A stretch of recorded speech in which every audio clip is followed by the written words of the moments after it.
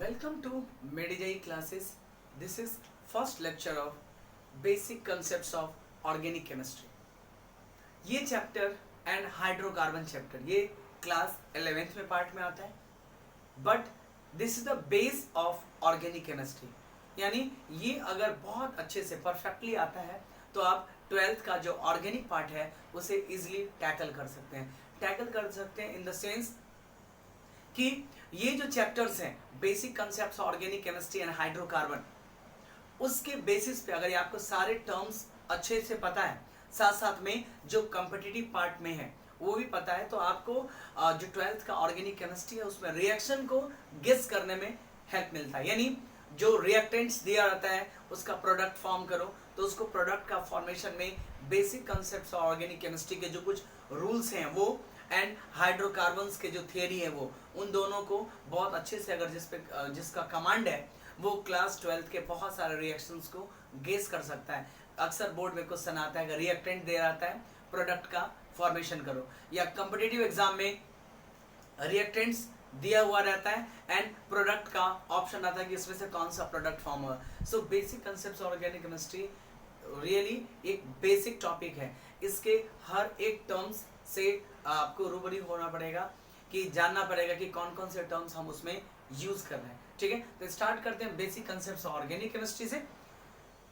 इसमें सबसे पहले स्टार्ट होता है कि जैसे ऑर्गेनिक केमिस्ट्री क्या है ये अपने को पता है कि what is organic chemistry, the branch of chemistry which deals with the substance that is obtained from the living organism. ठीक है, और जो नॉन लिविंग थिंग्स से ऑब्टेन्ड होता है उस पर जो स्टडी करते हैं that is comes under inorganic chemistry में. ठीक है, स्टार्ट करते हैं कि बॉन्ड का फॉर्मेशन कैसे होता है, यानी मॉलिक्यूल्स के बीच में या एटम्स के बीच में बॉन्ड का फॉर्मेशन के लिए सबसे इंपॉर्टेंट चीज क्या है, उसका है आपका हाइब्रिडाइजेशन. मींस जो ऑर्बिटल्स होते हैं उसके ओवरलैप होना, और जो दो अलग अलग डिफरेंट एटम्स या सेम एटम्स के ऑर्बिटल्स क्लोज आते हैं, इन दैट कंडीशन बिग आपका उन दोनों के बीच में बॉन्ड का फॉर्मेशन होता है ड्यू टू द ओवरलैपिंग. ठीक है, इसमें एक और कंसेप्ट है कि मान लीजिए कि ए एटम है जिसका इलेक्ट्रॉनिक कॉन्फ़िगरेशन है 1s2 2s2 and B compound है जिसका electronic 1s2 2s2 2p6 2p3, दो अलग अलग एटम है. ओके, नाउ क्या इस ऑर्बिटल का एनर्जी सेम होगा? ये दोनों ही ऑर्बिटल दो अलग अलग एलिमेंट है और इन दोनों का अपने को लेना है एनर्जी, तो क्या ये दोनों का सेम होगा? दोनों ही 2s है, बट डिफरेंस ये है कि ये दो अलग अलग एलिमेंट का है, तो इन दोनों का एनर्जी सेम नहीं होगा. ठीक है, इन दोनों का जो एनर्जी है वो सेम नहीं होगा, यानी डिफरेंट एटम्स एंड एलिमेंट का जो सेम ऑर्बिटल्स होते हैं उसमें एनर्जी का वैल्यू सेम नहीं होता है. ठीक है, मतलब हुआ कि अलग अलग एटम का डिफरेंट ऑर्बिटल्स के डिफरेंट एनर्जीज होते हैं. ठीक है, नाउ हाइब्रिडाइजेशन का मतलब क्या होता है कि व्हेन टू डिफरेंट ऑर्बिटल्स या when the orbitals with different energy overlap combine together, तो एक ऐसा ऑर्बिटल का फॉर्मेशन होता है जिसका एनर्जी अलग अलग होता है. जैसे मान लीजिए सेम होता है, that is known as degenerates orbital.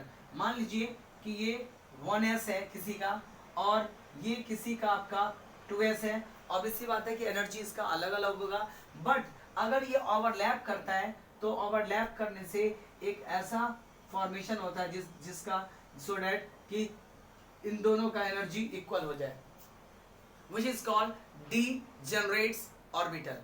कहने का मतलब कभी इसका एनर्जी अलग होगा, इसका एनर्जी अलग होगा, जब ये दोनों आपस में कंबाइन करेगा तो कंबाइन करने के बाद में डीजेनरेट्स ऑर्बिटल का फॉर्मेशन करता है. कहने का मतलब अब इन दोनों का एनर्जी जो है वो सेम होगा. यही जब कंबाइन नहीं किया था तो दोनों का एनर्जी जो था इक्वल. सो हाइब्रिडाइजेशन मीनिंग होता है the combination of orbitals of different energy ये intermixing of orbital of different energy and formation of energy of degenerates orbital, यानी इक्वल एनर्जी वाले ऑर्बिटल्स का फॉर्मेशन करना हाइब्रिडाइजेशन कहलाता है। ठीक है, हाइब्रिडाइजेशन से भी हाइब्रिडाइजेशन बेस्ड क्वेश्चन आते हैं किस पे, शेप क्या होता है, यानी कोई कंपाउंड दे दिया, बताओ उसका कि शेप कैसा होगा। ठीक है, उसका ओरिएंटेशन कैसा होगा, उसके बॉन्ड लेंथ क्या होंगे, उसके बॉन्ड एंगल्स क्या होंगे, इसके बेसिस पे। सो हम स्टार्ट करते हैं हाइब्रिडाइजेशन। What is hybridisation? ठीक है, तो हाइब्रिडाइजेशन का मीनिंग होता है the intermixing of orbitals of different energy. Okay, competitive part में बहुत ज्यादा थ्योरी लिखने की जरूरत नहीं है, इसलिए टू द पॉइंट जो पॉइंट्स होंगे जो आपके, सो डैट की जो आपका 11th का बेसिक है वो भी रिवाइज हो जाए एंड अपने का कॉम्पिटिटिव पोर्शन यानी जो कंसेप्ट है उसको भी समझ आए। ठीक है, so intermixing of orbital of different energy, okay, is known as what, hybridisation. Okay, is known as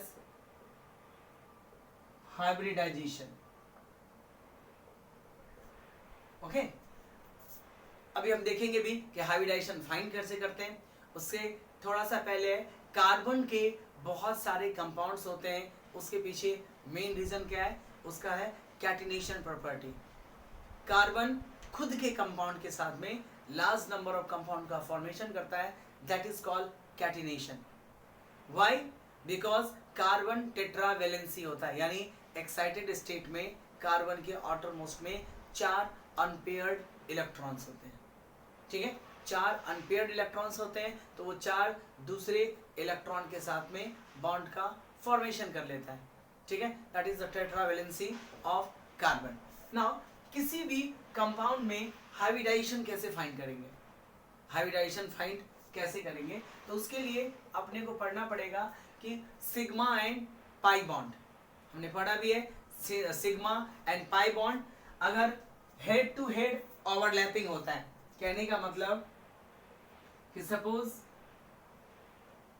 ये p ऑर्बिटल है एंड ये भी p ऑर्बिटल है, अगर ये दोनों ऑर्बिटल्स आपस में रिकंबाइन करें, आपस में कंबाइन करें, तो कैसा फॉर्मेशन होगा, कुछ इस टाइप से आएगा।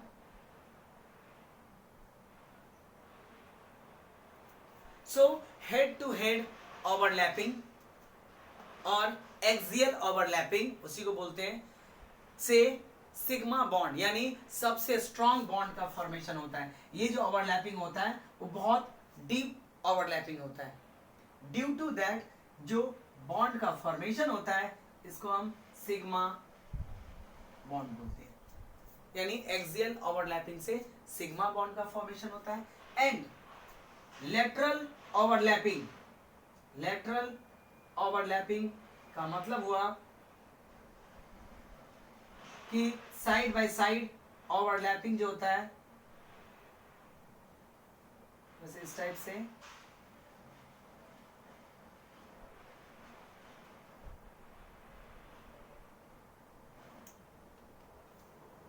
ये जो ओवरलैपिंग है this is called side by side और लेटरल ओवरलैपिंग। तो लेटरल ओवरलैपिंग उतना डीप नहीं होता है जितना सिग्मा बॉन्ड होता है, तो इससे जो फॉर्मेशन होता है लेटरल ओवरलैपिंग से, इसको हम पाई बॉन्ड बोलते हैं। ठीक है, सिग्मा बॉन्ड स्ट्रांग होता है पाई बॉन्ड से, रीजन ओवरलैपिंग बहुत डीप होता है तो ये बॉन्ड स्ट्रांग होता है। पाई बॉन्ड में ओवरलैपिंग का अमाउंट काफी कम होता है, इसलिए पाई बॉन्ड वीक होता है। यानी किसी कंपाउंड के बीच अगर बॉन्ड टूटता है तो सबसे पहले पाई बॉन्ड टूटता है, सिग्मा बॉन्ड नहीं टूटेगा, बिकॉज सिग्मा बॉन्ड सबसे स्ट्रांग होता है। ठीक है, तो हाइब्रिडाइजेशन को गेस करने के लिए, हाइब्रिडाइजेशन को सॉल्व करने के लिए सिग्मा एंड पाई बॉन्ड का नॉलेज होना जरूरी है।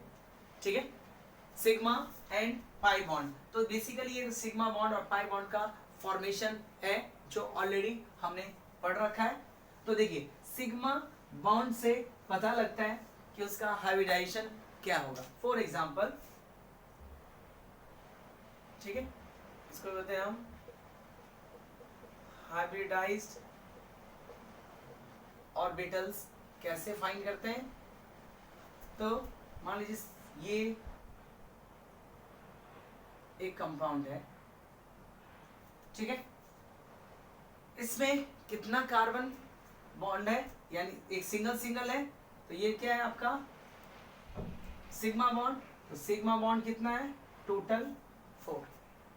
अब हाइब्रिडाइज्ड सिग्मा बॉन्ड जितना है उतना ही, that is number of hybridised orbital, ये नंबर ऑफ हाइब्रिडाइज्ड ऑर्बिटल के इक्वल है। ओके, नाउ क्या करने का?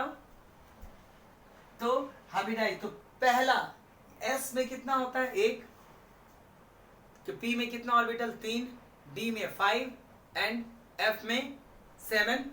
सो 4 है, इस 4 में से S में 1 डाल दीजिए, तो कितना ऑर्बिटल बचा? 3, और बाकी रेस्ट डाल दीजिए आप P में, यानी इस कार्बन का हाइब्रिडाइजेशन हो गया sp3। ओके, नाउ अगर यही चीज सिंगल बॉन्ड कार्बन हो तो इस केस में, मतलब डबल बॉन्ड है, तो इसमें कितना सिग्मा बॉन्ड है? 1 2 3, यानी देयर आर 3 सिग्मा बॉन्ड, क्योंकि डबल बॉन्ड में एक जो होता है वो आपका पाई बॉन्ड होता है। ओके, तो 3 सिग्मा बॉन्ड है, इसका मतलब हुआ नंबर ऑफ हाइब्रिडाइज्ड ऑर्बिटल कितना हुआ? 3। उस 3 में से सबसे पहला 1 डाल दीजिए S में, बचा कितना? 2, वो डाल दीजिए P में। सिमिलरली अगर मान लीजिए मुझे काउंट करता और वो आ जाता आपका 5, तो 5 में S में कितना जाता? 1, P में कितना जाता? 3 से जान सकता है, तो कितना हुआ? 1 और 3, 4 हाइब्रिडाइज्ड ऑर्बिटल हो गया, एक अभी बच गया, तो वो अपना D देना पड़ेगा। अगर मान लीजिए इसके बदले में 8 होता तो 8 ऑर्बिटल होता। तो इस टाइप से आपका डिसाइड होता है, जिसमें नंबर ऑफ सिग्मा बॉन्ड है। हाँ, इसमें नंबर ऑफ सिग्मा बॉन्ड है, इसमें कोई लोन पेयर इलेक्ट्रॉन नहीं है, तो लोन पेयर इलेक्ट्रॉन नहीं हो तो सिर्फ सिग्मा बॉन्ड हाइब्रिडाइज्ड ऑर्बिटल दे देता है। बट अगर लोन पेयर इलेक्ट्रॉन हो तो in that condition lone pair electron भी काउंट होता है। फॉर एग्जाम्पल हम लोग की NH3 में, ठीक है, नाइट्रोजन सेंट्रल एटम है, तो इसका आपका हाइब्रिडाइजेशन क्या होगा? तो देखिए, तो इसके लिए आपको स्केच बनाना पड़ेगा कि इसका डायग्राम कैसा है। तो 1 हाइड्रोजन, 2 हाइड्रोजन, तीसरा, एंड यहाँ पे लोन पेयर है। तो यहाँ पे नंबर ऑफ सिग्मा बॉन्ड कितना है आपका? 3 sigma bond plus lone pair electron कितना है?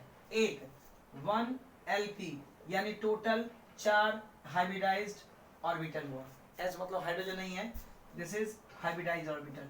यानी सेंट्रल एटम पे अगर लोन पेयर होता है, इन दैट कंडीशन अपने को वो लोन पेयर इलेक्ट्रॉन भी एक बॉन्ड की तरह काउंट करना है।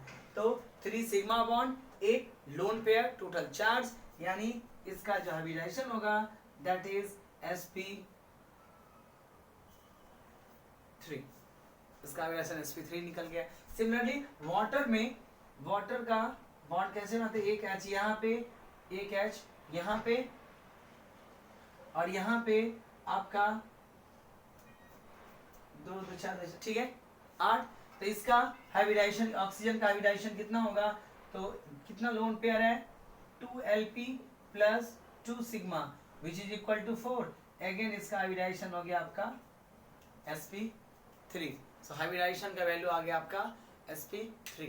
अब हाइब्रिडाइजेशन पता होने से क्या फायदा? हाइब्रिडाइजेशन अगर मालूम हो तो आप उसका स्ट्रक्चर गेस कर सकते हैं, उसका बॉन्ड लेंथ पता कर सकते हैं, उसका बॉन्ड एंगल फाइंड कर सकते हैं। ठीक है, तो चलिए हम बेसिक्स जो हाइड्रोकार्बन है उसका हम स्ट्रक्चर देख लेते हैं कि क्या हाइब्रिडाइजेशन है एंड क्या उसका डायग्राम है। तो सब बेसिक्स हैं जो ऑलरेडी उसमें भी आता है। तो चलिए हम देखते हैं कि alkane, okay, alkyne that is double bond, and alkyne that is triple bond. ठीक है, इन तीनों को रिप्रेजेंट, टाइप्स ऑफ बॉन्ड कैसे होता है अगर मैं दिखाऊं तो ऐसे दिखाएगा उसका, इसमें ये, इसमें कभी कभी ऐसे भी इंडिकेट किया जाता है, यानी 2 सिग्मा बॉन्ड। और इसमें नाउ ये टाइप ऑफ बॉन्ड निकल गया। टाइप ऑफ बॉन्ड में अब निकालते हैं हम हाइब्रिडाइजेशन। तो इसमें कितना सिग्मा बॉन्ड है, 4 यानी sp3, इसमें 2 1 3 एक ही काउंट होगा तो sp2, इसमें 3 बॉन्ड है जिसमें सिग्मा बॉन्ड कितना 1 है और इधर 1 होगा। देखिए कंपाउंड में हर एक सेंट्रल एटम का अलग अलग, हर कार्बन है तो हर एक कार्बन का हाइब्रिडाइजेशन अलग अलग हो सकता है। तो इस कार्बन की बात करो तो 1 बॉन्ड ये और 1 बॉन्ड ये, सिग्मा बॉन्ड ही काउंट करना है। इसका भी काउंट करेंगे तो 1 बॉन्ड ये 1 बॉन्ड ये, तो इस कार्बन में हाइब्रिडाइजेशन कितना हो गया, sp2। अब हाइब्रिडाइजेशन बेसिस पे शेप डिसाइड हो जाता है। जो sp3 होता है, यानी अगर लोन पेयर हो तो अल्टर हो सकता है, इसमें लोन पेयर, कार्बन पे लोन पेयर नहीं है। अगर sp3 हाइब्रिडाइज्ड हो और लोन पेयर हो तो शेप चेंज होने के चांसेस होते हैं, लेकिन इस केस में एक भी लोन पेयर नहीं है तो ये होगा आपका टेट्राहेड्रल शेप। sp2 का ट्राइगोनल प्लानर, यानी ट्रायंगुलर शेप में होता है, एक ही प्लेन में होता है, दैट इज इसका जो शेप होता है वो ट्राइगोनल प्लानर या ट्रायंगुलर प्लानर, और ये बिल्कुल स्ट्रेट होता है, लोन पेयर नहीं है, बिल्कुल स्ट्रेट, इसको बोलते हैं हम, इसका शेप जो होता है वो बिल्कुल स्ट्रेट या लिनियर होता है। लिनियर वर्ड यूज कीजिए, ठीक है। नाउ अब अल्कीन और अल्कीन में जो बॉन्ड एंगल होता है वो भी होता है, इसमें 109 डिग्री 28 मिनट का एंगल होता है, इसमें 120 होता है और इसमें 180 होता है, बिकॉज इसका जो शेप होता है वो इस टाइप से होता है, इसका शेप ऐसा होता है, इसका शेप इस टाइप में एक ऊपर भी रहता है, टेट्राहेड्रल टाइप का, ठीक है। नाउ इन तीनों में बॉन्ड लेंथ का वैल्यू भी आपका सेम होता है, 154 पिकोमीटर, 134 पिकोमीटर एंड 120 पिकोमीटर, ठीक है। ये अल्केन अल्कीन, इसमें कभी कभी एमसीक्यू फॉर्मेट में बॉन्ड लेंथ दिया रहता है, तो अगर सिंगल बॉन्ड लेंथ हो तो उसका अप्रोक्सीमेट वैल्यू 154। अब देखिए जब ये बेसिक्स पता हो तो लोन पेयर भी होगा तो सिंगल बॉन्ड पे लेंथ में बहुत ज़्यादा चेंजेस नहीं आते हैं, तो ऑप्शन से एटलीस्ट आप गेस कर सकते हो कि विदाउट लोन पेयर 154 है तो हो सकता है कि लोन पेयर के कारण से उससे थोड़ा सा आसपास में चेंज होगा, लेकिन आपको एग्जैक्ट डेटा तो पता होना पड़ेगा, रखना पड़ेगा, तो ही आप आगे वाला पोर्शन को क्या कर सकते हैं, हम गेस कर सकते हैं, ठीक है। ये आपका अल्केन है, फिर इसके बहुत सारे आपके फिजिकल प्रॉपर्टीज भी आते हैं, ओके। नाउ इसके बाद जो टॉपिक्स हैं, टॉपिक्स तो बहुत सारा है लेकिन जो मेन टॉपिक है वो है आपका फंक्शनल ग्रुप, और फंक्शनल ग्रुप से रिलेटेड चीजें आता है आपका नॉमेनक्लेचर। नॉर्मल नॉमेनक्लेचर ऑलमोस्ट सबको आता है, दैट्स व्हाई वो कॉम्पिटिटिव एग्जाम में नहीं पूछते। कॉम्पिटिटिव एग्जाम में नॉमेनक्लेचर उसका पूछते हैं जो कॉम्प्लेक्स हो, कॉम्प्लेक्स हो मतलब बहुत हार्ड हो ऐसा नहीं, जिसमें एक्सेप्शनल केसेस आते हो, जिसका नॉमेनक्लेचर बाकी के नॉमेनक्लेचर से थोड़ा सा डिफरेंट हो, ऐसा नॉमेनक्लेचर डालते हैं। हम देखेंगे 2-3 चीजें जो आपने मोस्टली, ये कॉम्पिटिटिव पार्ट है, इसका मतलब है कि एनसीईआरटी पार्ट सबने ऑलमोस्ट पढ़ रखा होगा, तो उसके बेसिस पे आपको आइडिया लग जाएगा कि कहाँ पे चीजें लैक होती है या कॉम्पिटिटिव एग्जाम किस चीज़ों को उठा के पूछती हैं, कोई बहुत ज़्यादा बाहर की चीज़ें उठा के नहीं डालती, ओके। तो फंक्शनल ग्रुप देख लेते हैं, तो नॉर्मल भी रिवाइज हो जाएगा एंड कॉम्पिटिटिव एग्जाम है तो आपका वो फंक्शनल ग्रुप भी रिवाइज हो जाएगा, सो what is functional group? Functional group क्या होता है? फंक्शनल ग्रुप एक एटम भी हो सकता है एंड ग्रुप ऑफ एटम भी हो सकता है, जो जिस कंपाउंड के साथ अटैच होता है उस कंपाउंड का टोटली प्रॉपर्टी चेंज कर देता है।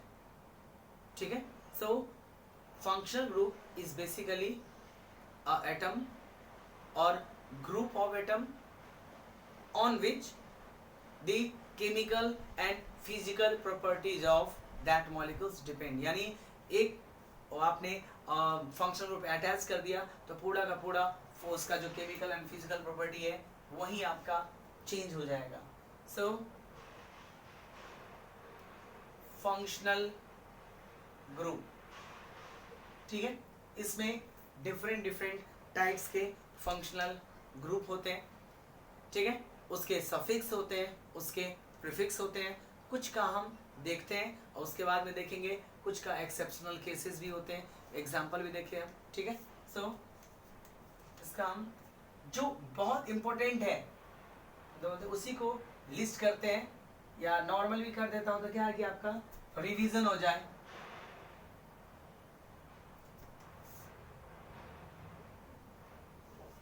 ओके, फंक्शनल ग्रुप का नाम लिख देते हैं। चलिए, अल्केन, अल्कीन, अल्काइन, ये तो बेसिक है। ठीक है, उसके अलावा एल्कोहल है, ईथर, एल्कोहल, ईथर, ठीक है, कार्बोक्सिलिक एसिड, एस्टर, ठीक है, एल्डिहाइड, कीटोन, ठीक है, एल्डिहाइड है, फिर आपका कीटोन है। इसके अलावा ये मेन चीजें होने को तो बहुत सारे पार्ट, अमाइन ग्रुप भी आता है। ठीक है, अमाइन ग्रुप के कितने सारे पार्ट है। ठीक है, अमाइन में भी आता है, प्राइमरी आता है, सेकेंडरी आता है, टर्शियरी आता है, there are large number of compound. इसमें ये ऑलरेडी आपने पढ़ा है। चलिए, जो आपका अल्केन वाला पार्ट है उसका सिंबल हम कैसे यूज करते हैं? कैपिटल आर सिंबल से। अल्केन या अल्काइल जो होते हैं उसको हम कैपिटल आर सिंबल से यूज कर देते हैं। जैसे मान लीजिए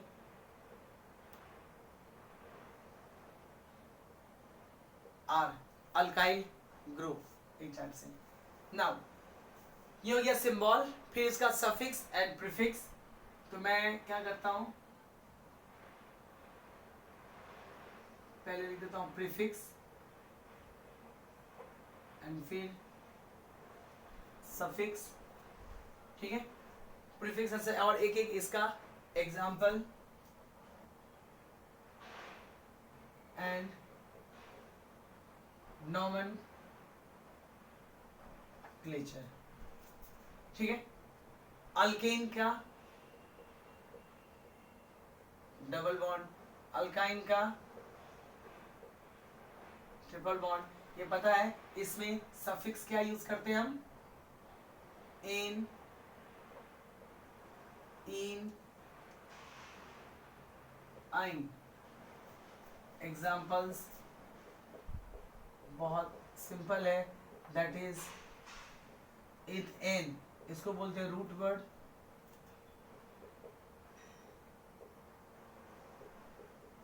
इथीन,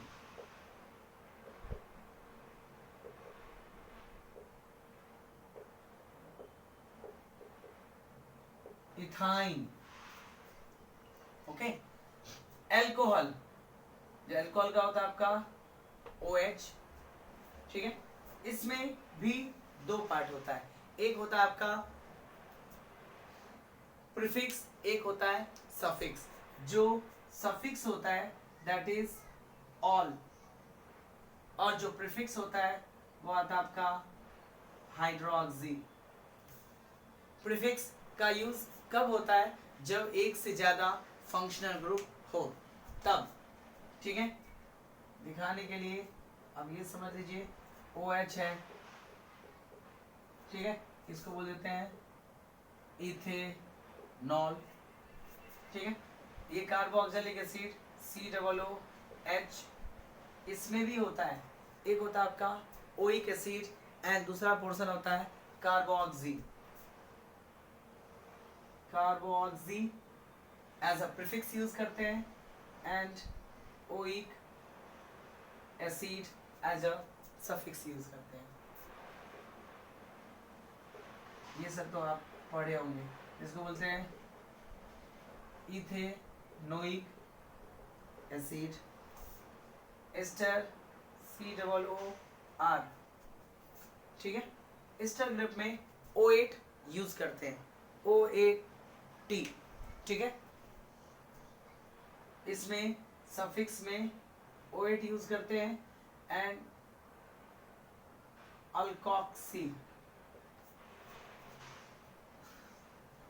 अल्कोक्सी यूज करते हैं एज अ प्रीफिक्स के टर्म में। ग्रुप दे सकते हैं जैसे CH3R,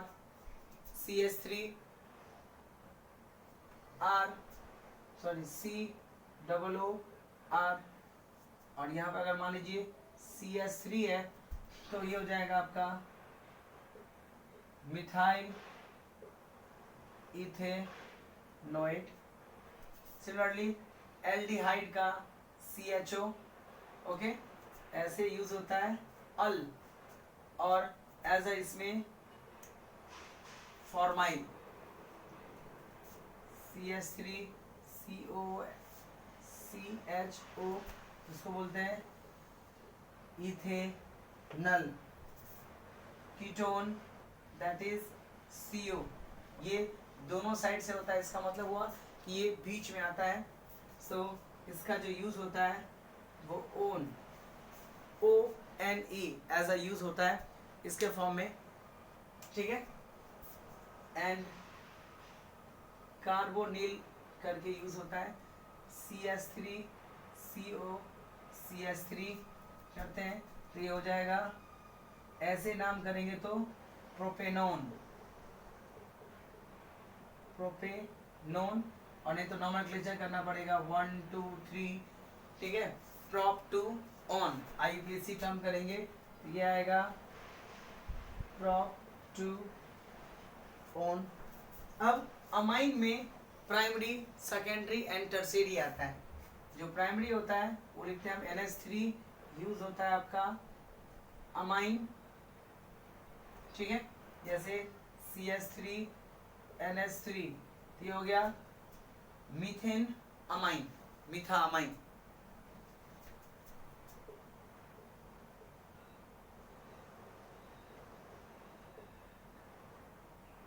ठीक है, मीथेन अमाइन। इसमें भी अगर मान लीजिए प्राइमरी है एक आपका RNH2, ना NH2, अमीन हो गया अमाइन ग्रुप NH2, यहाँ पे एक ये हट के H हो जाए तो इसको बोलते हैं सेकेंडरी अमाइन। होता है अमाइन ही लेकिन ये सेकेंडरी है, ठीक है।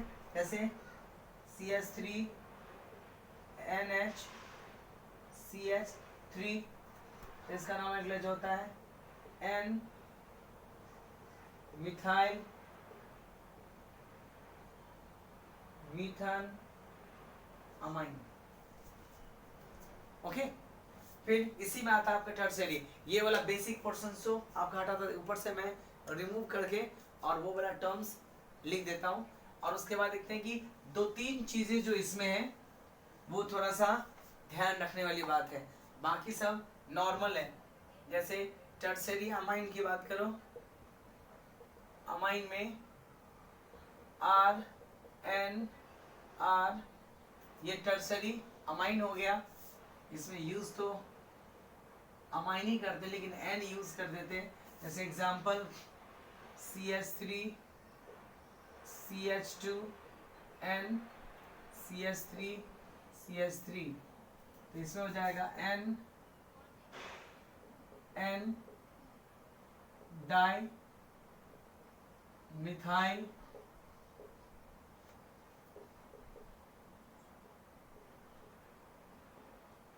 इथेनामाइन।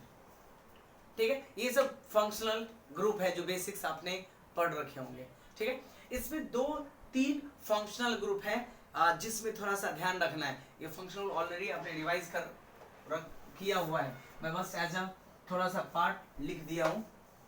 ठीक है, इसमें 2-3 का जो नॉमेनक्लेचर है वो थोड़ा सा कंफ्यूजिंग है। ठीक है, कौन कौन सा? एक तो होता है आपका ईस्टर का नॉमेनक्लेचर भी प्रॉब्लम करने वाले हैं। उसके अलावा भी बहुत सारा नाइट्रो ग्रुप है, हैलाइड ग्रुप है, ठीक है, साइनाइड है, नाइट्रिल्स है, बहुत सारे ग्रुप है जो आपने ऑलरेडी रिवाइज कर जाएगा और मोस्टली बुक में आपको अवेलेबल हो जाएगा। इसमें ईस्टर वाले ग्रुप में जो COOR ग्रुप है, ठीक है, ऑक्सीजन वाले ग्रुप है, उसमें देखिए जैसे CH3 CH2O CH3 है, इसका नॉमेनक्लेचर क्या होगा? एंड CH3O CH2 CH3, इन दोनों का नॉमेनक्लेचर क्या होगा? तो इन दोनों का नाम अलग होगा या सेम होगा, ये प्रॉब्लम आता है। ठीक है, कई लोग क्या बोलते हैं कि इसमें अल्फाबेटिक ऑर्डर होता है। अल्फाबेटिक ऑर्डर का मतलब हुआ कि जैसे ये 2 है तो इथेन है जो E से स्टार्ट होता है और मीथेन है जो M से स्टार्ट होता है, यानी E पहले आता है तो इथेन, और ये ईथर है तो मिथॉक्सी, इथेन मिथॉक्सी, ऐसा वर्ड का प्रोनाउंसिएशन करते हैं। तो फिर इस वाले में सेम ही आएगा इथेन मिथॉक्सी, बट ऐसा नहीं होता है। इसमें अल्फाबेटिक ऑर्डर नहीं देखा जाता है। इसमें देखा जाता है कि जो ग्रुप सबसे कम होता है, ठीक है, आप ऑलमोस्ट सब लोगों ने पढ़ रखा होगा, बट ऐसे से कंफ्यूजिंग जगह पे बहुत प्रॉब्लम करते हैं, कॉम्पिटिटिव एग्जाम में डाल देते हैं तो प्रॉब्लम हो जाता है कि इसमें सबसे कम कार्बन कौन सा साइड कनेक्टेड है? Right side.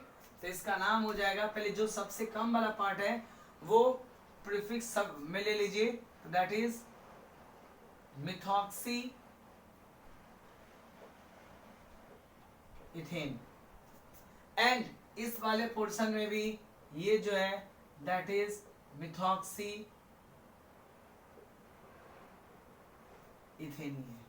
मीन्स ईस्टर में जो कम कार्बन वाले चेन होते हैं उसको एज अ प्रीफिक्स ले लिया जाता है, और जो आपका लंबा वाला चेन है, चाहे वो आगे हो या चाहे पीछे हो, उससे फर्क नहीं पड़ता है, उसको एज अ हम ट्रीट कर देते हैं आपका क्या, एक ये मेन चेन हो गया। इथेन वाला जो लॉन्ग चेन है वो मेन चेन लेते हैं, और जो छोटा वाला टर्म हो, यानी इस टर्म में हम आपके ये नहीं देखते हैं कि किसका होता है। ऐसे जब हम नॉर्मल नॉमेनक्लेचर करते हैं तो कई सारे कंपाउंड्स में होते हैं, लेकिन ईस्टर वाले में ग्रुप में ऐसा कुछ नहीं होता है। इसमें जो सबसे छोटा ग्रुप होता है, ठीक है, वो वाले आपका पहले लिया जाता है। ठीक है, नाउ एक आ गया, इसमें दूसरा आता है आपका COOR ग्रुप में। इसमें इतना तो फिक्स है कि एक साइड अल्काइल आएगा, दूसरा साइड भले ही जो आए। तो अगर मैं इसका एग्जांपल लूं, CH3 CH2 COO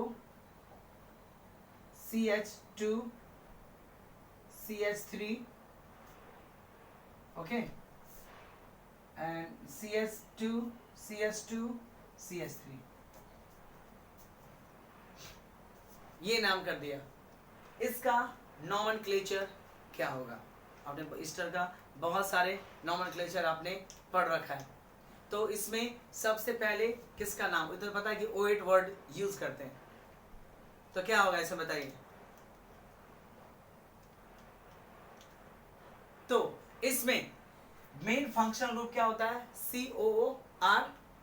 तो इसमें ये किसके बदले में आया है, R के बदले में, ठीक है। तो जो ये वाला पोर्शन है वो एज अ प्रीफिक्स चला जाएगा, यानी फिर इसमें ये देखते हैं कि कौन सा लंबा चेन है और कौन सा छोटा चेन है। इस वाले पोर्शन में अगर नॉमेनक्लेचर करते हैं तो जो R वाला अल्काइल ग्रुप होता है उसको वर्ड को क्या कर देते हैं, पीछे कर देते हैं। यानी ये हो गया आपका प्रोपेन है, तो ये प्रोपेन, और प्रोपेन नहीं, 4 कार्बन है ना, इसको भी काउंट करते हैं, तो ये हो गया आपका ये वाला पोर्शन, ये प्रोपेन 1 2 3 प्रोपोनोइड,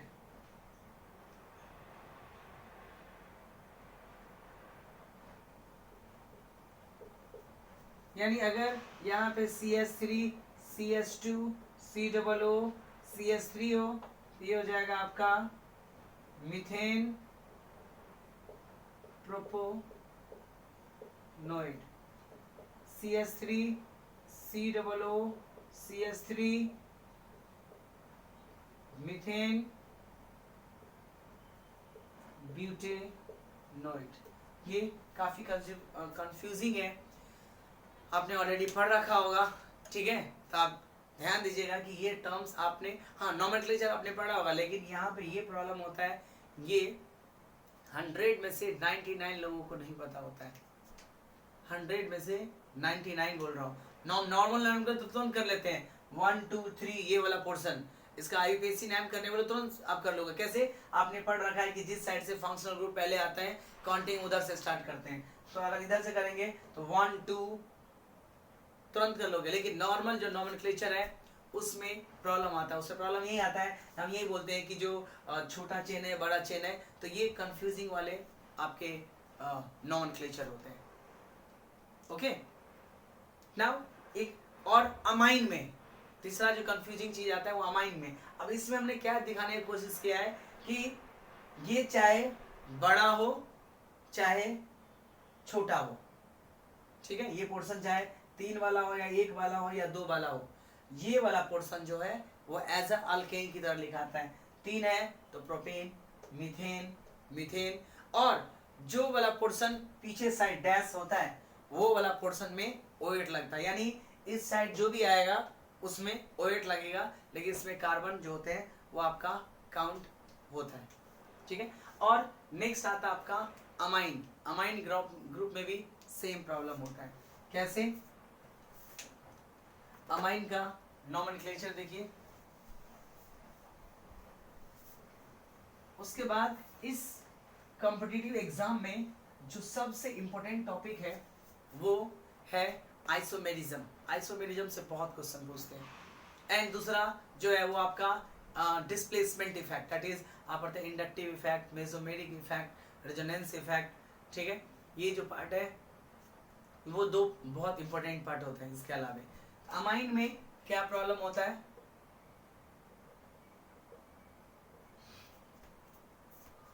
अमाइन में प्राइमरी अमाइन तो ठीक है, जैसे मान लीजिए यहाँ पे C2H5 या C2H5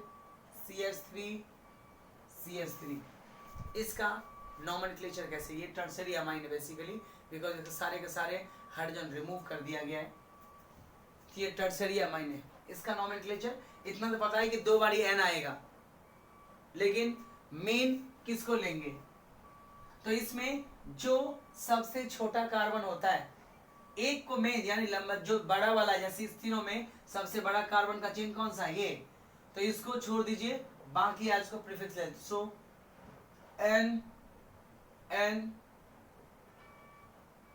di methyl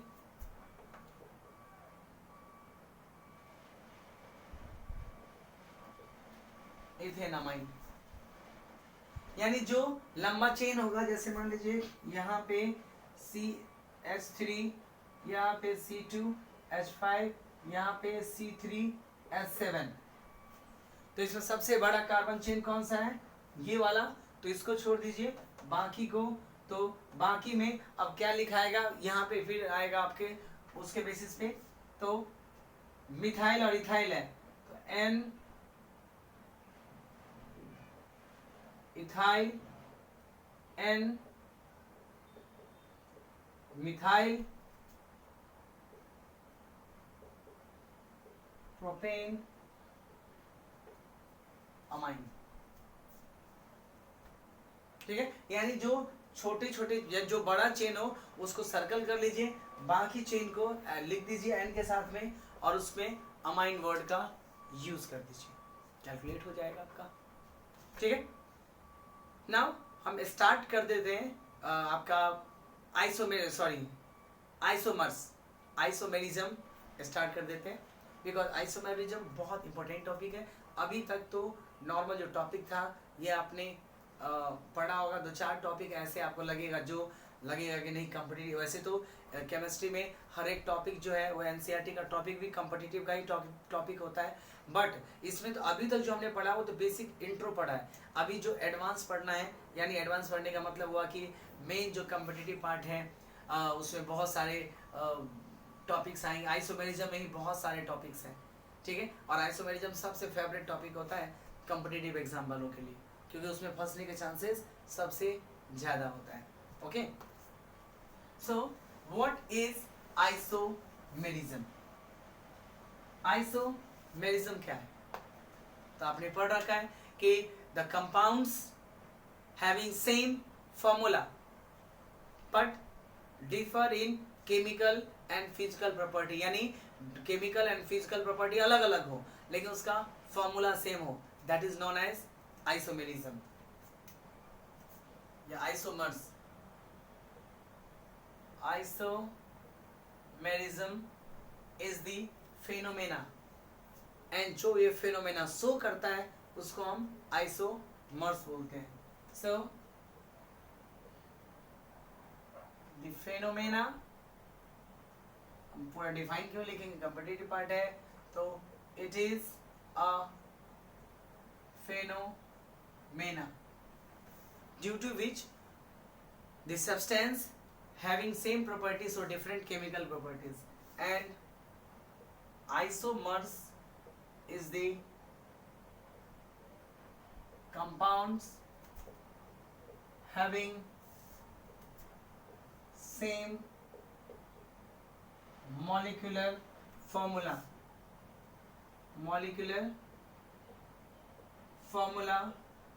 but different, same molecular formula but different chemical and physical properties. There are several compound, बहुत सारे ऐसे compounds हैं। ठीक है, उसी के रिगार्डिंग तो हम सब पढ़ेंगे। तो आइसोमेरिज्म जो होते हैं वो दो टाइप का होता है, एक structural isomerism and another one is stereoisomerism. Structural isomerism बहुत सिंपल है, जो आप 11th के सिलेबस में ही पढ़ लेते हो, बट जो stereoisomerism है दैट इज वो बहुत बड़ा टॉपिक है। ठीक है, एंड कॉम्पिटिटिव एग्जाम में इससे बहुत ज़्यादा क्वेश्चन पूछते हैं। तो पहले जब हम टॉपिक उठाए हैं तो मैं 11th वाले पोर्शन भी रिवाइज करवा ही देता हूँ, देन आफ्टर हम स्टीरियोआइसोमेरिज्म के जाएंगे जिसमें बहुत सारे पार्ट्स आएंगे, बहुत सारे छोटे छोटे टर्म्स समझने पड़ेंगे, उसके बाद जाकर के इतने सारे टाइप होते हैं उसके, यानी कम से कम उसके टॉपिक को इंक्लूड करने के लिए कम से कम 3 से 4 लेक्चर तो खाली आपके आइसोमेरिज्म में जाएगा, वो भी स्टीरियो आइसोमेरिज्म। नॉर्मल आइसोमेरिज्म मैं रिवाइज करवाता हूँ, आप रिवाइज कर लो, आपको आता है। ठीक है, सो आइसोमेरिज्म जो बेसिक है वो दो टाइप का, first one is structural isomerism and another one is stereo isomerism. मेरिज्म। स्ट्रक्चर का मतलब होता है जो सिर्फ स्ट्रक्चर में अलग अलग हो, और स्टेरियो का मतलब होता है स्पेशियल ओरिएंटेशन, यानी स्पेस में ओरिएंटेशन चेंज कर दीजिए तो उसका फिजिकल प्रॉपर्टी भी चेंज हो जाता है। ठीक है, जैसे ये वाला प्रॉपर्टी है किसी एक्सिस के अलोंग है, किसी और एक्सिस के अलोंग आएगा तो कोई और प्रॉपर्टीज हो जाएगा। सो स्पेशियल अरेंजमेंट में चेंज होने के कारण से जो आपका प्रोड्यूस होता है that is known as stereoisomerism, and structure में जो चेंज होने के कारण से होते हैं दैट इज कॉल्ड ये। अब स्ट्रक्चर में भी हम डिटेल में इसका है, जैसे पहला chain isomerism, okay, chain isomerism. Second one is position isomerism, position. Third one functional, fourth one tautomerism, fifth one metamerism, and sixth one chain cycle, chain ring isomerism।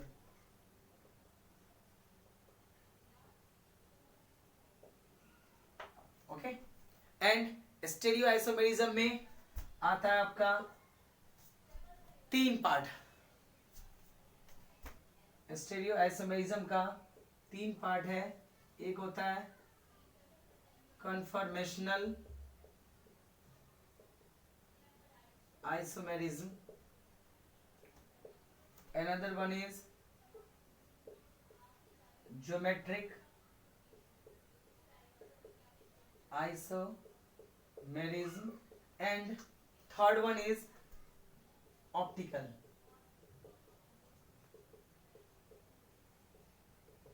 ठीक है, ये जो है वो बहुत काफी लंबा टॉपिक है, उसके इनसाइड में बहुत सारे टर्म्स आ जाते हैं।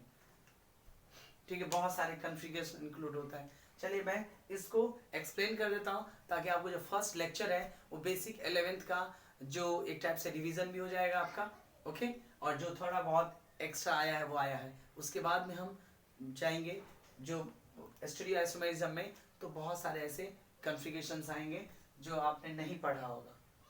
ओके, चलिए एक्सप्लेन कर लेते हैं एक एक करके और एग्जाम्पल के साथ में कि जो ये पहले स्ट्रक्चर आइसोमेरिज्म। सो स्ट्रक्चरल आइसोमेरिज्म में हम पहला ले लेते हैं। फर्स्ट वन इज क्या था? Chain isomerism. मैं एग्जांपल से ही एक्सप्रेस कर देता हूं। चेन आइसोमेरिज्म में होता है क्या कि सिर्फ जो चेन होता है वो डिफरेंट डिफरेंट होता है यानी जैसे मान लीजिए CH3 CH2 CH2 CH2 Cl, ठीक है, CH2 CH2 मान लीजिए CH3 है, इसको और क्या लिख सकते हैं? CH3 CH2 CH, 5 है कार्बन, CH3 CH3, सिर्फ चेन चेंज हो गया। नेक्स्ट वन हम इसको ऐसे भी लिख सकते हैं CH3 CH3 CH3 CH3, यानी जो सिर्फ चेन में अलग अलग चेंजेस होते हैं, ठीक है, उसको इस टाइप से इंडिकेट कर देते हैं। तो जो सिर्फ चेन में वेरी करे वो आपका स्ट्रक्चर आइसोमेरिज्म। जनरली जो आपका सैचुरेटेड कंपाउंड है यानी अल्केन है, अल्केन के आइसोमेरिज्म को आप गेस कर सकते हैं, यानी isomerism of alkane, isomerism of alkane में यानी ऐसा अल्केन जिसमें 1 2 and 3 कार्बन हो, यानी 1 कार्बन वाले, 2 कार्बन, 3 कार्बन वाले कंपाउंड, ठीक है, इसका आइसोमेरिज्म होता ही नहीं। जो खुद का कंपाउंड होता है वही, यानी जो खुद का जो कंपाउंड है वही काउंट होता है, यानी 1, जिसमें 4 कार्बन वाले हैं। ये कार्बन को इंडिकेट करता है, 1 कार्बन, 2 कार्बन, 3 कार्बन। जो 4 कार्बन वाले होते हैं उसमें 2 होते हैं, जो 5 कार्बन वाले हैं उसमें 3, ओके। जो 6 कार्बन वाले हैं, यानी ऐसा अल्केन जिसमें 6 कार्बन है, उसके टोटल स्ट्रक्चर आइसोमेरिज्म 5 बनता है। जो 7 कार्बन वाले हैं उसके 9, 8 कार्बन वाले हैं उसके 18, 9 कार्बन वाले हैं उसके 36, 10 कार्बन वाले हैं उसका 72। इसका कतई मीनिंग नहीं है कि आप 11 वाले का 72 का डबल होगा, वो कुछ पैटर्न ही फॉलो किया और 15-20 जाते जाते लाखों में पहुंच जाता है, हजारों में पहुंच जाता है। इसलिए अप टू 10, यानी अल्केन हो, अल्केन का मतलब हुआ है कि डबल बॉन्ड नहीं आना चाहिए, या कोई फिर जो ये चेन आइसोमेरिज्म की बात कर रहा हूँ मैं, चेन आइसोमेरिज्म अल्केन में हो तो इजीली फाइंड कर सकते हैं। अगर मैं 6 कार्बन दे दूं तो रादर देन कि आप कॉल कैलकुलेट करो, ये वैल्यू ध्यान रखो, तुरंत निकल जाएगा। तो अल्केन से आपको कैलकुलेट करने की जरूरत नहीं पड़ेगा। क्योंकि देखिए, अगर ये क्वेश्चन क्यों एग्जाम में पूछा जा सकता है, पूछेगा ही, क्योंकि अगर ये डेटा आपको याद नहीं है और 8 कार्बन दे दिया तो आप 8 को, obvious सी बात है कि आइसोमेरिज्म बनाओगे, यानी 8 वाले का कम से कम 18 बनेगा, तो इतना टाइम लगेगा कि कोई बंदा छोड़ ही देगा कि चलो छोड़ो उसके बाद में देखेंगे, या गेस तुक्का लगा के चला जाएगा। ठीक है, तो आपको अगर डेटा याद है तो तुरंत कैलकुलेट कर सकते हैं। तो यही तो एग्जाम का पैटर्न होता है कि अगर आपको शॉर्टकट पता है तो फिर आपको थोड़ी ना पूरा सॉल्व करवाने के लिए दिया जाता है। आपको पता है तो ठीक है, टिक करके आगे निकलिए, स्मार्ट वर्क इसे ही तो बोलते हैं। तो ये डेटा याद रखो तो अल्केन के चेन आइसोमेरिज्म को कैलकुलेट करना आसान पड़ जाएगा। ठीक है, नाउ चेन के बाद है आपका पोजीशन आइसोमेरिज्म, यानी इसमें फंक्शनल ग्रुप के पोजीशन को चेंज कर दीजिए। पोजीशन में मान लीजिए यहाँ पे CH2Cl है, नेक्स्ट में CH3 CHCl CH2 CH2 CH3, next वाले में CH3। ऐसे चेन को आपको कुछ नहीं करना है, जो चेन जैसा है एज इट इज वैसे का वैसे रखना है। एक बार मैंने यहाँ पे लगाया, ठीक है, CH2 CH CH2 CH3, यानी अब इस जब पोजीशन आइसोमेरिज्म करते हैं तो सिर्फ हम कोई भी ग्रुप हो, फंक्शनल ग्रुप हो, उसका हम सिर्फ पोजीशन चेंज करते हैं, बाकी चेन में कुछ नहीं करते। चेन स्ट्रेट इसमें भी था, इसमें भी चेन स्ट्रेट है, इसमें भी चेन स्ट्रेट है, सिर्फ हमने फंक्शनल ग्रुप को क्या किया, position change, that's why it is called position isomerism. ऐसा नहीं कि इसमें आप चेन भी चेंज कर रहे हो, इसका पोजीशन भी चेंज कर रहे हो, तो गलत हो जाएगा। यानी चेन आपको एज इट इज रखना है और फंक्शनल ग्रुप को जो है वो आपका पूरे कंपाउंड में क्या करते रहना, आपको मूव करते रहना है। अब इसके ज्यादा बनेगा ही नहीं। कभी ऐसा लगे कि नहीं ऐसा भी हो सकता है तो एक काम कीजिएगा, साइड में नॉमेनक्लेचर कर लीजिएगा इसका, ठीक है, और देखिएगा कि नॉमेनक्लेचर सेम तो नहीं आ रहा है। कई बार थोड़ा सा लेफ्ट घुमा देते, राइट घुमा देते हैं, ऐसा नहीं होता है कि चलो ठीक है यहाँ पे कर दिया तो यहाँ पे ये अलग और ये कंपाउंड अलग है, ऐसा नहीं होता है। कभी ऐसा कंफ्यूजन लगे कि नहीं ये डायग्राम थोड़ा सा अलग बन रहा है, तुरंत नॉमेनक्लेचर कर लीजिए। अगर नॉमेनक्लेचर सेम है, इन दैट कंडीशन वो आपका चेन आइसोमेरिज्म नहीं होगा, यानी जो स्ट्रक्चर आइसोमेरिज्म है वो नहीं होगा। तो जब हम पोजीशन आइसोमेरिज्म करते हैं, इन दैट कंडीशन हम चेन को कुछ नहीं करते हैं, सिर्फ और सिर्फ इसके पोजीशन को चेंज करते हैं। ओके, ये आ गया आपका position isomerism. Third one is functional isomerism. Functional isomerism को भी ध्यान से पढ़ना पड़ेगा, रीजन कि फंक्शनल आइसोमेरिज्म सारा का सारा कंपाउंड शो नहीं करता है, कुछ एक कंपाउंड ही होते हैं जो फंक्शनल आइसोमेरिज्म शो करता है। ओके,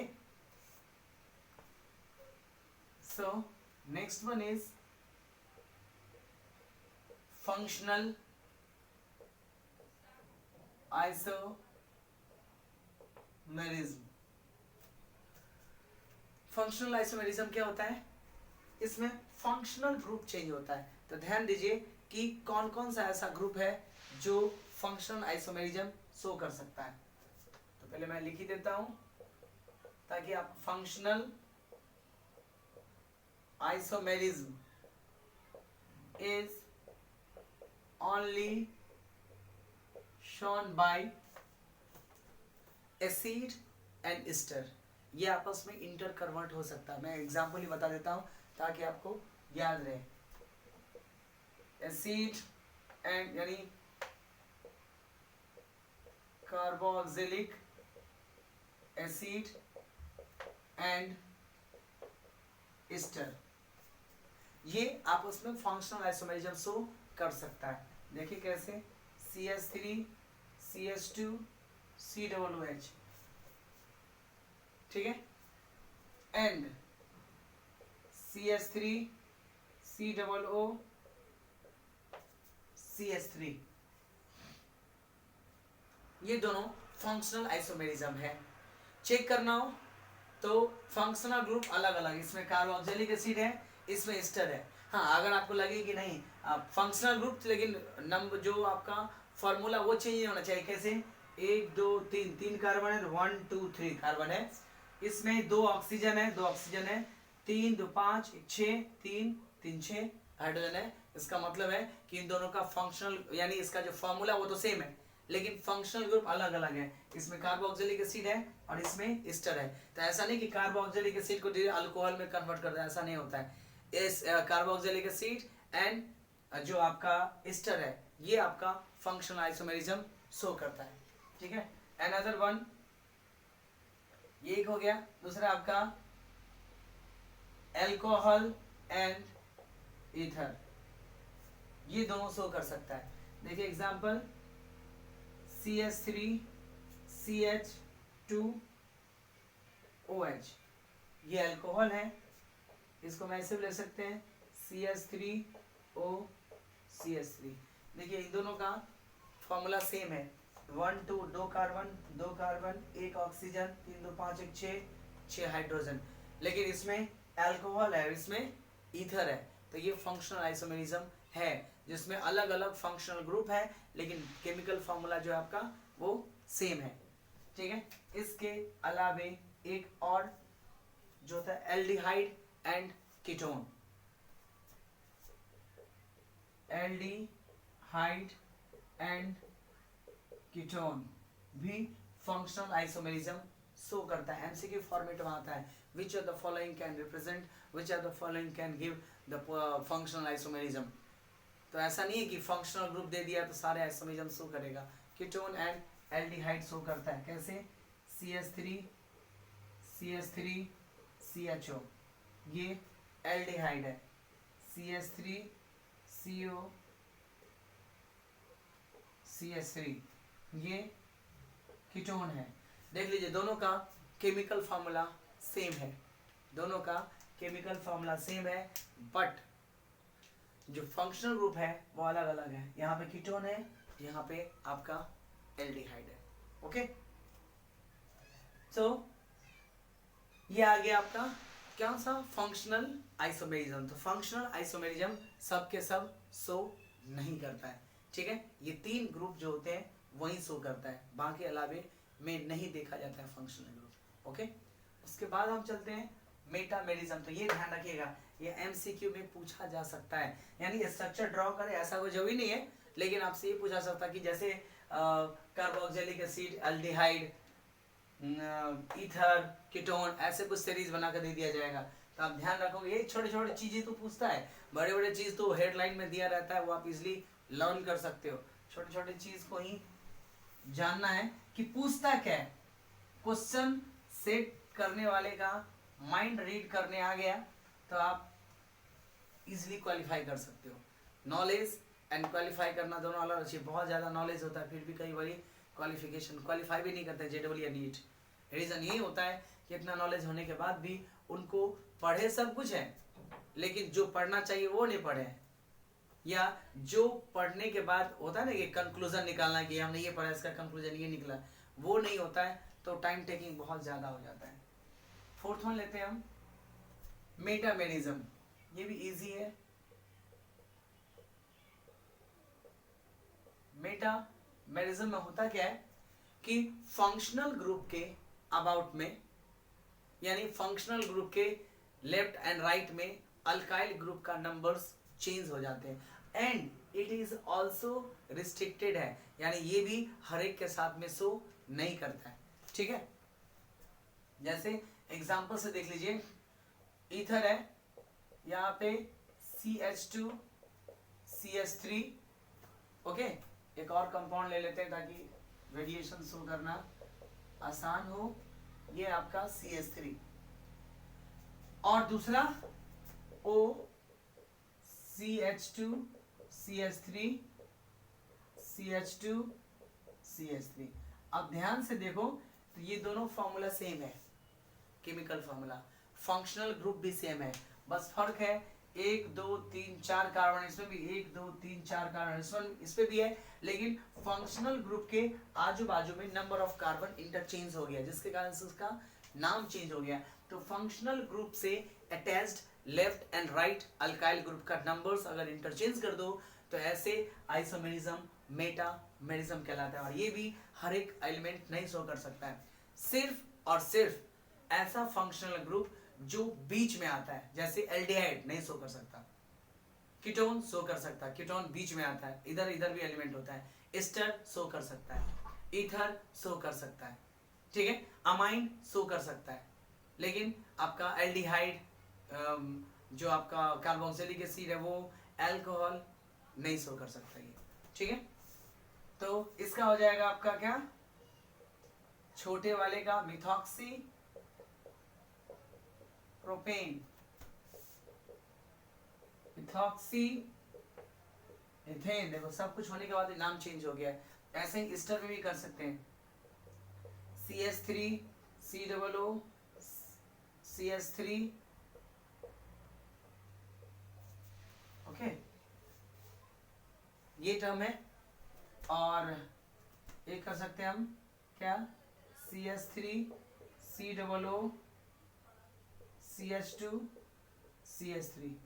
ओके, इसका नाम करेंगे तो आपको पता है कि पहले इसको मेन अल्काइल ग्रुप लिया जाता है, तो ये हो जाएगा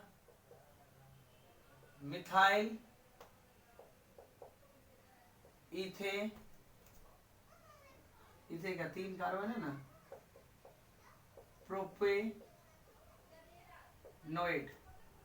ओके, और ये हो जाएगा आपका इथाइल इथेनोइड।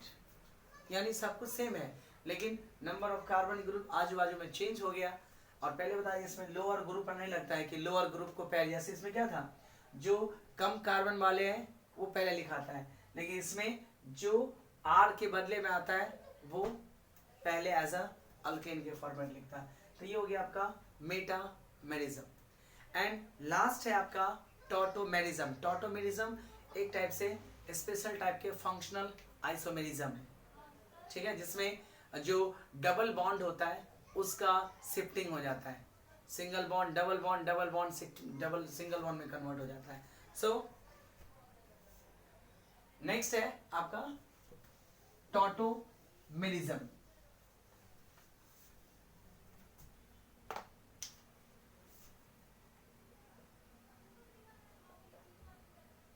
टॉटोमेरिज्म,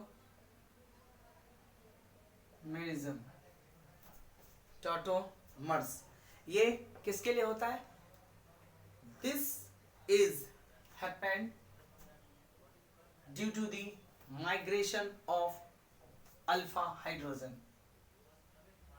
ठीक है, यानी this isomerism is due to migration of alpha hydrogen. What is alpha hydrogen? तो डबल बॉन्डेड यानी फंक्शनल ग्रुप से अटैच जो कार्बन है, यानी फंक्शनल ग्रुप में ही कार्बन अगर आ गया तो उसके जस्ट नेक्स्ट कार्बन को अल्फा कार्बन बोलते हैं। उस कार्बन पर जो हाइड्रोजन होता है उसको हम अल्फा हाइड्रोजन बोलते हैं। इजी है, देख लेते हैं। C डबल बॉन्ड O है, मतलब कीटोन है, ये CH3 है और ये पोर्शन भी CH3 है। यानी स्ट्रक्चर फॉर्मेट में बात करें तो एक H, ये H, ये H है। ओके, नाउ ये फंक्शनल ग्रुप है, तो ये भी अल्फा हाइड्रोजन है, ये भी अल्फा कार्बन है, ये भी अल्फा कार्बन है। और अल्फा कार्बन पे अटैच जो हाइड्रोजन है वो सारे के सारे अल्फा हाइड्रोजन है, यानी इसमें टोटल 6 अल्फा हाइड्रोजन है। ये होता क्या है कि इसमें कि कोई एक अल्फा हाइड्रोजन जो है वो टूट के इधर शिफ्ट हो जाता है, ये डबल बॉन्ड की ओर अट्रैक्ट होता है, और ये जो पोर्शन है वो इधर शिफ्ट हो जाता है, जिसके कारण से होता क्या है कि H+1 रिलीज हो गया,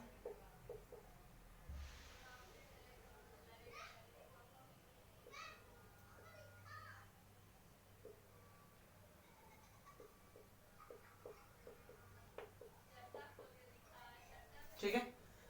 ये अल्फा बॉन्ड फंक्शनल ग्रुप की ओर शिफ्ट हो जाता है, ये टूट गया और ये बॉन्ड इधर चला गया, तो इसके जो इलेक्ट्रॉन बचे वो इसके इलेक्ट्रॉन जो हुआ ये इधर डबल बॉन्ड का फॉर्मेशन कर लेता है, ये डबल बॉन्ड बना तो ये क्या होता है शिफ्ट हो जाता है, तो ये फर्दर जो कंपाउंड बनेगा वो आपका ऐसा, वो तो मैं दिखाने के लिए आपको शो किया है, OH। तो ये टाइप से फंक्शन, यानी ये था इससे ये बन गया, तो इंटरमीडिएट स्टेट है। यहाँ पे कीटोन था, अब यहाँ पर देखिए ध्यान से, ये इसको इनॉल फॉर्म बोलते हैं, डबल बॉन्ड भी है और OH भी है, तो इसको बोलते हैं हम कीटो फॉर्म, क्योंकि कीटोन है और डबल बॉन्ड के साथ OH है, तो इसको इनॉलिक फॉर्म बोलते हैं, ठीक है। तो देखिए यहाँ पे कीटोन फंक्शनल ग्रुप था, यहाँ पे आपका OH फंक्शनल ग्रुप है। तो जो टॉटोमेरिज्म है it is a special type of functional isomerism, special type of functional isomerism का स्पेशल टाइप है, क्योंकि इसमें फंक्शनल ग्रुप भी क्या हो रहा है, चेंज हो रहा है, ठीक है। बट ये बेसिकली मेटामेरिज्म है, इसमें एक से ज्यादा फंक्शन चेंज हो रहा है। देखिए यहाँ डबल बॉन्ड भी बन रहा है, ये भी एक टाइप का फंक्शनल ग्रुप है और ये भी फंक्शनल ग्रुप है, तो टॉटोमेरिज्म का सिस्टम अलग होता है। तो ऐसा नहीं है कि जो टॉटोमेरिज्म होगा सब फंक्शनल आइसोमेरिज्म में, बिकॉज फंक्शनल में कोई एक आइसो फंक्शनल चेंज होता है, लेकिन यहाँ पे देखते हैं डबल बॉन्ड एंड OH वाला पोर्शन भी आ जाता है, ठीक है। इसीलिए ये टॉटोमेरिज्म में ही काउंट किया जाता है। हाँ, इसको special form of functional isomerism भी बोला जाता है। एंड नेक्स्ट वन है जो सबसे लास्ट है, वो आपका chain ring isomerism. Chain ring isomerism आप लोग नहीं पढ़े होंगे, क्योंकि ये NCERT में नहीं दिया हुआ है, ठीक है हार्ड नहीं है, नाम से ही क्लियर है, रिंग चेन आइसोमेरिज्म, ठीक है। रिंग चेन आइसोमेरिज्म में क्या होता है, देखिए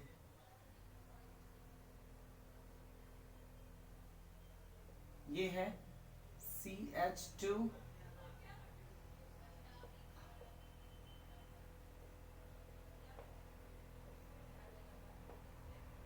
ये, ठीक है, ये आपका रिंग के फॉर्म में। इसको अगर हम चेन के फॉर्म में कन्वर्ट करें तो इसको ऐसे लिख सकते हैं CH3 CH double bond CH2, count कर लेते हैं, 2 2 4 2 6 3 3 6 राइट है, 3 कार्बन है वो भी राइट है, तो ये आपस में चेन कहलाता है। यानी जो साइकिल में अल्केन था वो चेन में जाते ही अल्कीन में कन्वर्ट हो गया, ठीक है। तो ये भी ये कहलाता है आपका रिंग चेन आइसोमेरिज्म, ओके। तो ये बेसिक फंडामेंटल था, ऐसा भी नहीं है कि आपका ये प्योर NCERT था, बहुत सारे चीज ऐसे हैं जो आपको नॉर्मल जो बुक होते हैं उससे अलग है, ठीक है, क्योंकि जो बेसिक्स हैं वो सब में बेसिक्स हैं, ठीक है। अब जो फॉर्म आएगा आपका जो आइसोमेरिज्म, अब एक टाइप से कंपटीशन एग्जाम में समझिए कि आइसोमेरिज्म एक अलग से चैप्टर ही है, तो अब जो ऑप्टिकल आइसोमेरिज्म शुरू होगा उसमें डिफरेंट डिफरेंट टाइप्स के आइसोमेरिज्म आएंगे जो आपने नहीं पढ़ा होगा। हाँ, कोई बहुत सारे बुक रेफर किए होंगे तो बुक मिलेंगे, लेकिन सारे फिर भी नहीं मिलेंगे। ये सारे क्या आते हैं कि जितने भी कम्पिटिटिव एग्जाम में पूछा हुआ है उस सब का कलेक्शन, कि चलो इसमें ये टॉपिक पढ़ा है तो ये टॉपिक इंक्लूड कर दूंगा। तो वो सारे जो टॉपिक्स कम्पिटिटिव एग्जाम में पूछा हुआ है वो सारे मैं आपको एक जगह वीडियो लेक्चर के फॉर्म में सामने रख दूंगा। तो आप वीडियो लेक्चर पूरा देख जाओगे तो आपके ऑलमोस्ट सारे फॉर्मूलेज रिवाइज हो जाएंगे। ओके, मिलते हैं नेक्स्ट लेक्चर में जिसमें हम आइसोमेरिज्म से ही स्टार्ट करेंगे, दैट इज स्टीरियो आइसोमेरिज्म।